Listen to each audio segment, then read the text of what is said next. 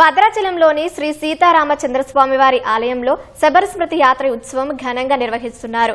వనవాసం సమయంలో అపర భక్తురాలైన శబరి రాముల వారికి ఎంగిలి పండ్లను తినిపించారు.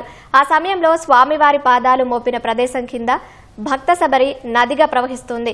ప్రతి ఏడాది చుట్టుపక్కల గ్రామాల నుంచి గిరిజనులను తీసుకువచ్చి అంగరంగ వైభవంగా ఉత్సవం నిర్వహిస్తున్నారు. గిరిజన కొమ్మరు నృత్యాలు, రేలా నృత్యాలతో శబరి చిత్రపటంతో ఆలయ ప్రదక్షిణ, గిరి ప్రదక్షిణ నిర్వహించారు.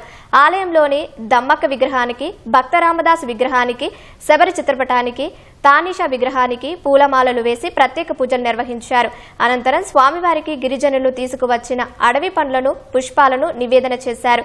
స్వామివారి నిత్య కళ్యాణ వేడుకలో గిరిజనులకు ప్రత్యేక స్థానం కల్పించి వస్త్రాలు సమర్పించి స్వామివారి ప్రసాదాన్ని అందించి సత్కరించారు.